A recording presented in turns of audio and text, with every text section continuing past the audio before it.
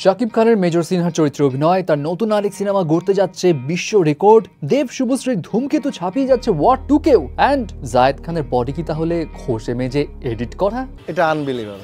So প্রথমে আসি শাকিব খানের কাছে। এখন শাকিব খান যে একজন এক্স মেজরের চরিত্রে অভিনয় করবে তার নেক্সট সিনেমায়, যেটা নির্মাণ করছে বিজ্ঞাপন নির্মাতা সাকিব ফাহাদ, এই খবর তো সবাই মোটামুটি জানে এবং এমন কথা শোনা গিয়েছিল যে সেপ্টেম্বর থেকে তিনি এই সিনেমার কাজ শুরু করবেন। তবে শাকিবের এই নতুন মুভির গুঞ্জনের আগুনে ঘি ঢালা হলো নতুন আরেক গুঞ্জন দিয়ে, অ্যান্ড সেটা হলো মেজর সিনহার চরিত্রে দেখা যাবে শাকিব খানকে। যদিও এমন কোনো কনফার্মেশন ফিল্ম সংশ্লিষ্টদের কাছ থেকে এখনো আসেনি, তবে এই গুঞ্জন নিয়ে অনেকেই বেশ এক্সাইটেড এবং অনেকের মতে খবরটি যদি সত্যি হয় তবে এটি দেশের চলচ্চিত্র অঙ্গনে নতুন ধারার সূচনার ইঙ্গিত দিবে। কারণ রাষ্ট্রের বিশেষ কোনো ব্যক্তিকে কেন্দ্র করে বায়োপিক নির্মাণের নজির বাংলাদেশে খুবই কম। শাকিব খানের জন্য এটি হবে ভিন্ন অভিজ্ঞতা। গতানুগতিক ধারা পেরিয়ে বাস্তব কোনো চরিত্রে তার যে প্রেজেন্স, সেটা দর্শকদের নিঃসন্দেহে আলাদা একটা আগ্রহ তৈরি করবে। বাট আরেকটা ইন্টারেস্টিং খবর তো জানালো বরবাদের ডিরেক্টর মেহেদী হাসান হৃদয়। তিনি শাকিব খানের সিনেমা নিয়ে এমন একটা প্ল্যান এক্সিকিউট করতে যাচ্ছেন যেটা বিশ্ব সিনেমার ইতিহাসে কখনোই ঘটেনি, অ্যান্ড সেই প্ল্যানটা হলো শাকিব খান অভিনীত একটি সিনেমার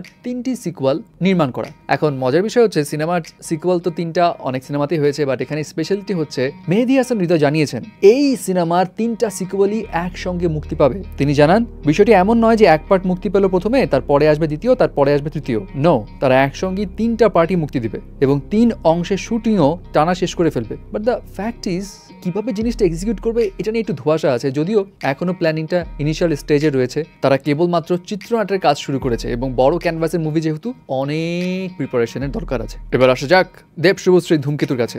দেব শুভশ্রীর জুটি নিয়ে তো হাউকাও ব্যাপক সোশ্যাল মিডিয়া জুড়ে এবং ভক্তদের মধ্যে, তবে বক্স অফিসেও কিন্তু এই যে ক্রেজ, এই ক্রেজের ছোঁয়া দেখা যাচ্ছে। সবাই জানে 14 অগস্ট দেব শুভশ্রীর ধূমকেতুর সঙ্গে মুক্তি পাচ্ছে কুলি ওয়ার 2। সো এই বড় বড় মুভির সঙ্গে দেব শুভশ্রীর ধূমকেতু কেমন টক্কর দিবে এটা নিয়ে একটা সংশয় থাকলেও এখন রিপোর্টস বলছে সারপ্রাইজিংলি তাদের ধূমকেতু সিনেমাটা ওয়ার 2 কেও নাকি ছাপিয়ে যাচ্ছে।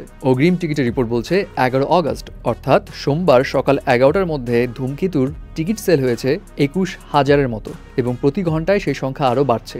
অন্যদিকে পুরো কলকাতা জুড়ে ওয়ার 2 ছবির টিকিট বিক্রি হয়েছে 5,500। সো ডিফারেন্স বুঝতে পারছেন, 5,500 কোথায় আর কোথায় 21,000। অ্যান্ড প্রযোজকের ধারণা এই মুভিটা ওভারঅল 50 কোটি রুপির বিজনেস তো করবেই।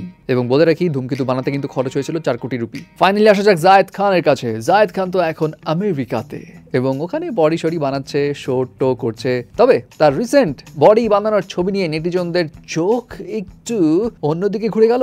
না, বিষয় হলো তাকে দেখা যাচ্ছে ডাম্বেল নিয়ে খুব এক্সারসাইজ করতে এবং তার বাইসেপটাও বেশ ফোলা ফোলা লাগছে। বাট নেটিজনদের নজর যায় পিছনের দরজায় এবং অনেকেই বলছে ব্রো দরজাটা একটু দেখো বাঁকা হয়ে গেছে এডিট করতে যেয়ে। মানে অনেকের ধারণা জায়েদ খানের যে মাসল সেটা অ্যাকচুয়ালি এডিট করে ফোলানো হয়েছে, যার কারণেই দরজাটা বাঁকা হয়েছে আর কি। এছাড়া অনেকে তার হাতের বাইসেপের সঙ্গে পায়ের মাসলটারও কম্পেয়ার করে দেখছে, এ তো আকাশ পাতাল পার্থক্য। উপরের পার্ট হারকিউলিস তো নিচের পার্ট চিকেন।